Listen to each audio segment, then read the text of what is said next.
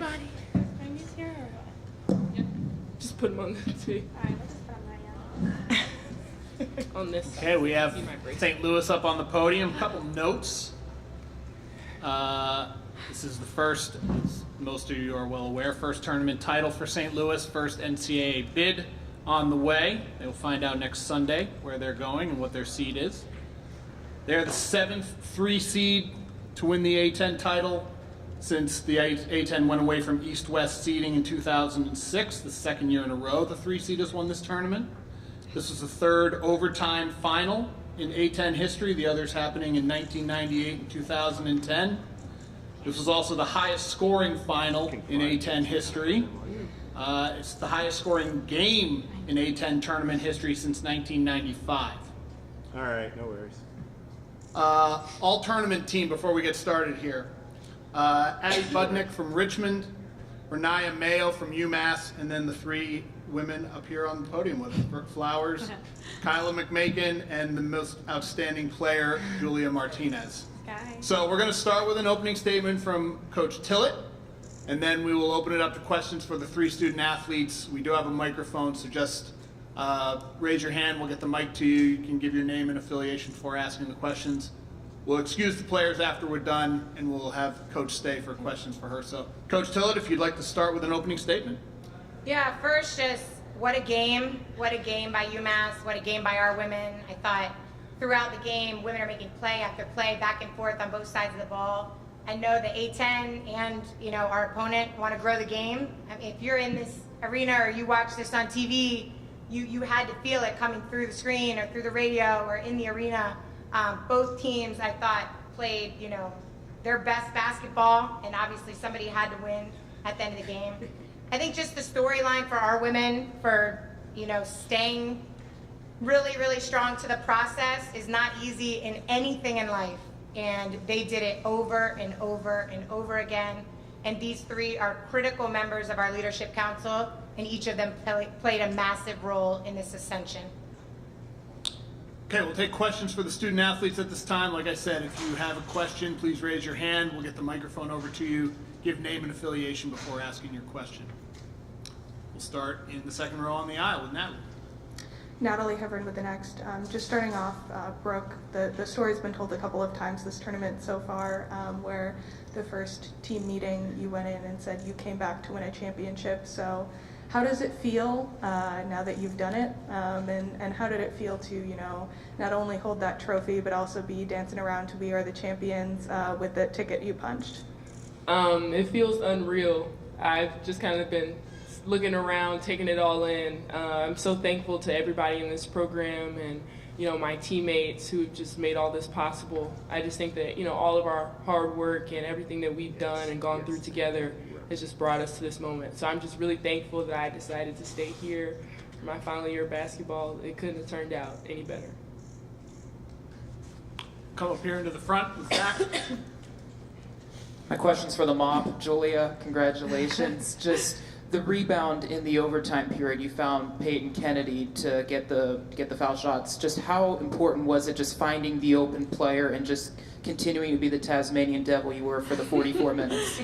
Thank you so much. Honestly, I just think I know, everyone was telling me we just need a rebound. We need a rebound. I don't know the actual rebounding total. They beat us by 1, but the whole game, we were kind of behind them trailing. So I knew just us securing that ball and us getting another 20 seconds on offense is what will help this team. So just did my best to get that board, and I saw an opening to give to Payne, and that's exactly what I did. Colin Surrey with St. Louis Athletics. Kyla McMakin, through the downs and even the ups, this team has stayed so consistent. How key do you think that was to being able to pull this out? Oh, it plays a huge part, especially at the end of the fourth quarter. They hit a buzzer beater to tie it. If we weren't as resilient as we was, that would have crushed a lot of team spirits. It would have made it a lot harder for us to come back and win. But I don't know if it's the underdog mentality that everyone on this team has. I don't know if it's we were playing with a chip on our shoulder, but this is the most mentally strong team. No matter what, we're personally going through, what, the team faces, it's just joyful and passion no matter what. So that played a big role, especially, a lot of things started to, we started losing the lead or we would have trouble scoring, but we never once thought this game was out of reach or not ours. So. Other side of the aisle, row 2. Hannah Beavis, Daily Hampshire Gazette. Kyla, you touched on, I was going to ask about how this team, for any of you to answer, views yourself, because covering last year's tournament as well, UMass was very much we're a team with a chip on our shoulder. We want to earn that kind of respect. And I'm interested if that's a similar sort of mindset that the three of you have or this team has coming into this tournament. Let's start with Kyla, and then we'll just work down the road to Brooke and then Julia. For sure. I mean, just from the beginning, being, picked lower in preseason and, being a new team, everyone says stuff, your rebuilding period, all that stuff. And just, there was a point where we were the only ones who were really believing in ourselves. And I think, that makes you such a dangerous team because hope is so dangerous. So we were always kind of believing in ourselves. Brooke talks about it all the time, how much, we just, every day we worked and we never shied away from the word of championship. And I think that's, an important thing that Tilla does is just, she's never shy about saying, we're working for a championship, we're working for a championship. And, a lot of teams, a lot of coaches are going to try to stay away from that. We embraced it, so. I would definitely agree that I think we have an underdog mentality. We knew the different obstacles that we were going to go through this year, just being, having a new coaching staff, having a lot of new players coming together. But we never doubted that we were a talented group. So I think that, everybody was just extremely transparent and honest about, we have to get to know each other. We have to get to learn a new system. One thing that we talked about early in the summer was everybody here knows something that somebody else doesn't, if that makes sense. So there were some things that people knew, like Kyla knows Tillett's system because she's been with her for 4 years. And, I know what it's like to be in the A10 because I've been here for 4 years. So using the knowledge that we have and just embracing the things that we don't know and just being transparent as we grew together. And so I think that, as underdogs, we knew nobody shied away from what our obstacles were going to be. So we faced them, and here we are. Honestly, I think it's just us believing and just trying to prove it to ourselves and prove to other people that we can do it. I think a lot of people were, new coach, new coaching staff, whole new team. But, why not get it this year? Why not win it this year? What is holding us back? And I think the whole entire month of February, we just took a step down and we're like, this is what we're going to do. And I think everyone, the whole entire program, leveled up, took a whole step up. And no matter what they do, scouting, managers, players, everyone just took a huge step up. And it's just, again, why not? Why can't we do it in the first year? No one says we can't. And it's just, we knew we had it in us, so we just wanted to show it. That's exactly what we did. We'll stay on this side in the third row. Andrew Buckles, A10Talk.com. Julia, you're from Chicago. I'm from Chicago as well, so I got to bring that up. I just want you to talk maybe a little bit about your journey to St. Louis, if there's anything from high school or how did you get to this moment? It's actually kind of funny. My very first call and letter in the mail was from St. Louis. I think that's kind of a fun story. But yeah, I was recruited here, and now I'm a senior. So each year has been different. There's been so many different obstacles and just things along the way that, Brooke's been here since I've been here. So there's things we've gone through that has definitely been some pros and cons that has just, like last year losing first round, that's tough. Those things hurt. But I think just staying true to yourself and just continuing to build yourself each year and having that confidence. And again, surrounding yourself with teammates and coaches and people who just have such belief in yourself, I think is so important. And that's exactly what it was this year. Everyone that came to join this team just, again, I keep saying it, but everyone just elevated. It's just so true. And I think I'm just so blessed to be able to play for St. Louis University, and I'm just so happy that we actually were able to win. Back across the side. For Brooke Flowers, a lot of teams might crumble in the situation that you had going into overtime. A big three-pointer, the 1 seed has the momentum back. This team has shown a level of willpower that is next level all year long. Talk a little bit about that. I think a phrase that we kind of talk about a lot is bonded by belief. So, we all believe in each other. And, Taylor hits that three and you come back into that huddle for that timeout in between the end of the fourth quarter and overtime.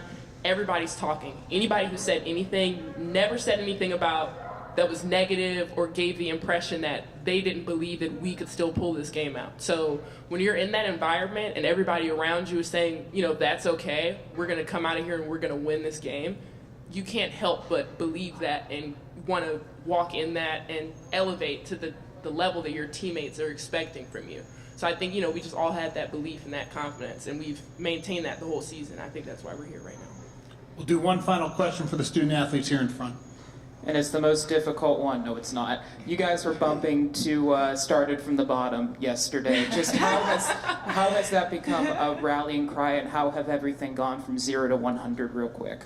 Let's start with Kyla, and we'll work down the road.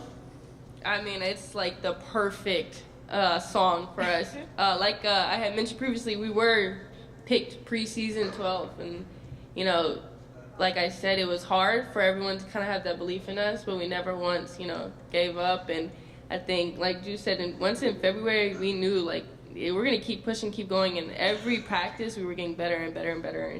And something we strive for is RTA, which is excellence of any kind. So every day, we're just trying to be better, the day before. So that was something we really worked at, and just, I know when we go back in there, that's going to be the song we're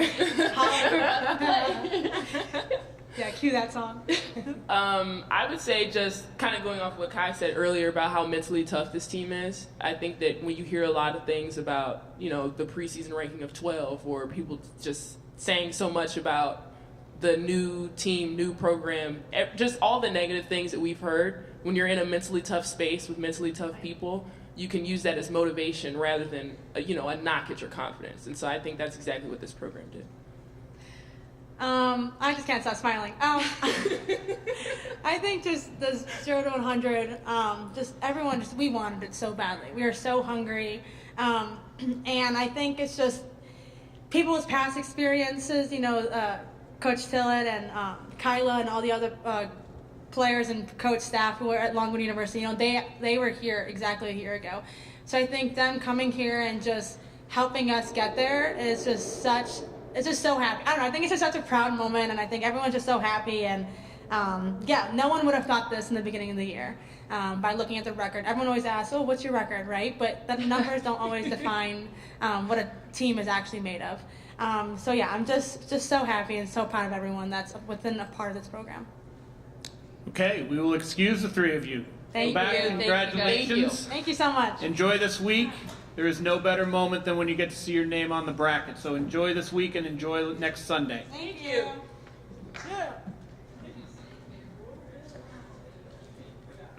All right, at this time we'll take questions for Coach Tillett. Once again, just raise your hand and we'll get the microphone. We'll start up here with Zach.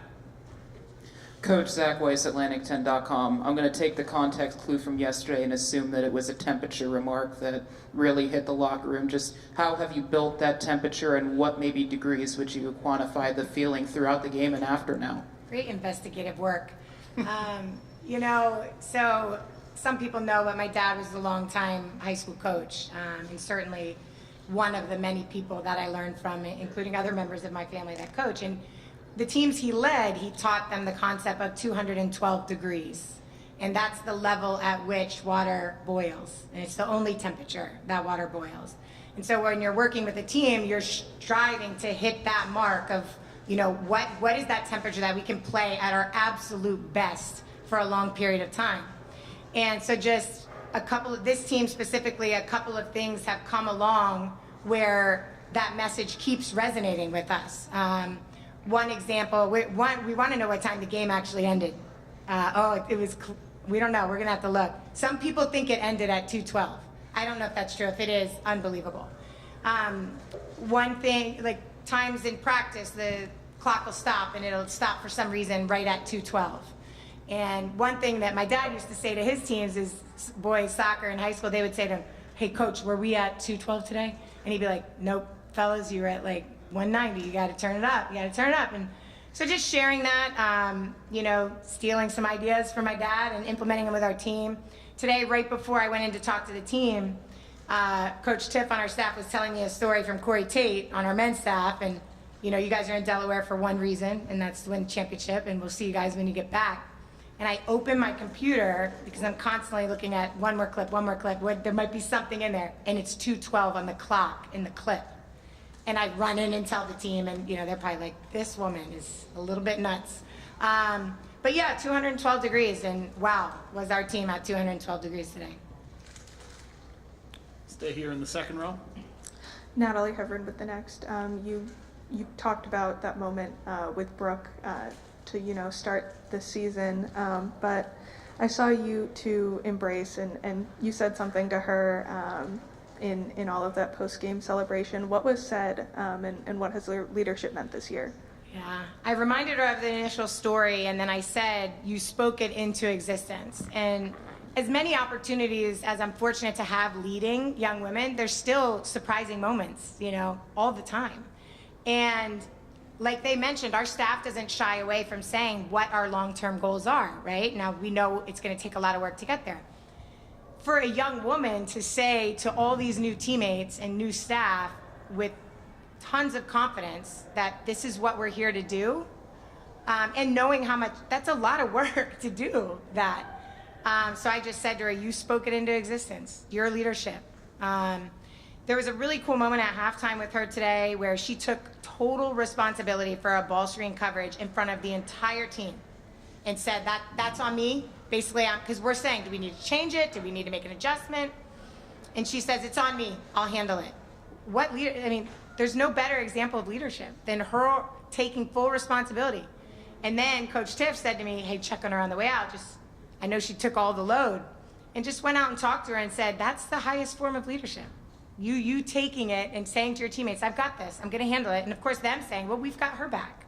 And our women just did that over and over and over in this run, in the Ascension, and in the championship game and overtime.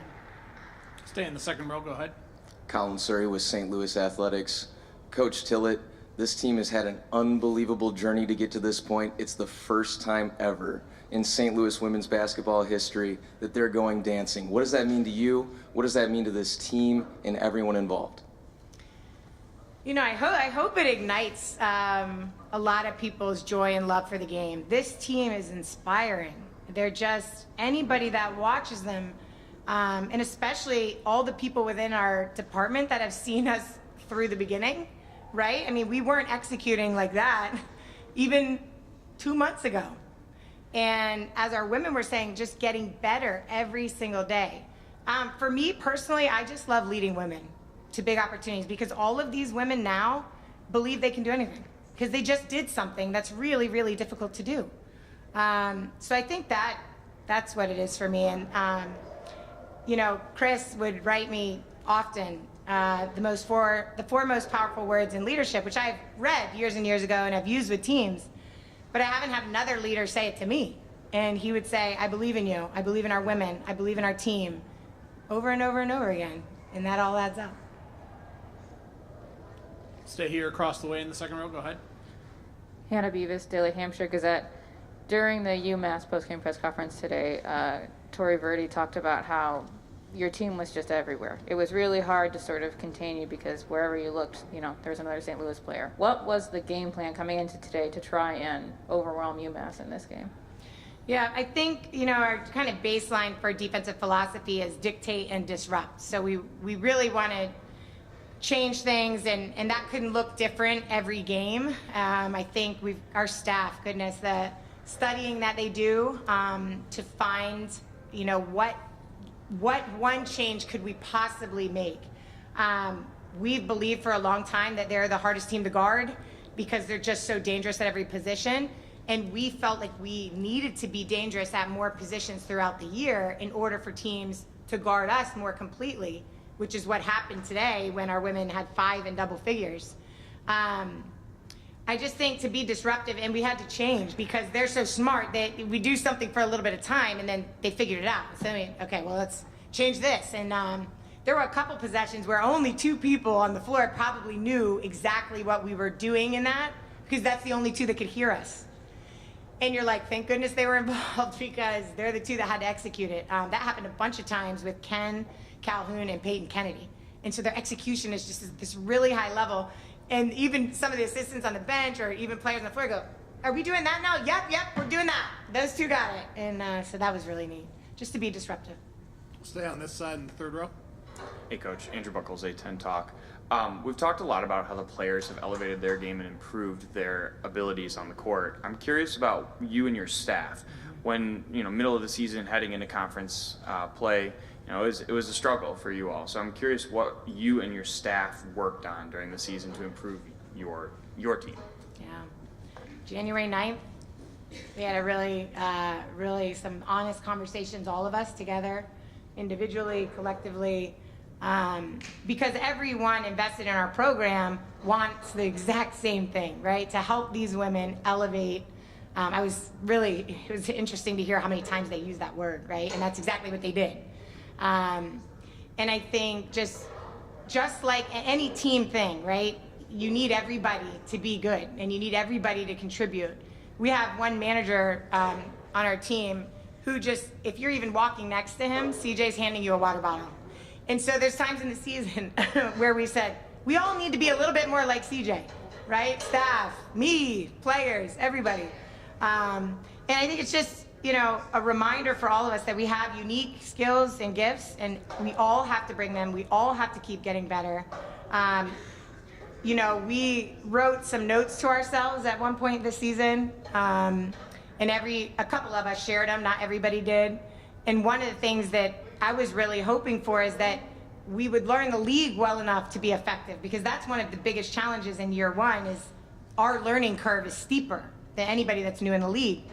And so that puts a lot of weight on the staff, right, to learn quickly. And I thought our staff was unbelievable today. I thought our managers, everybody did something. Everybody did something to help us be successful. We'll take one more question if there is one. Yep, here in the second row, Natalie.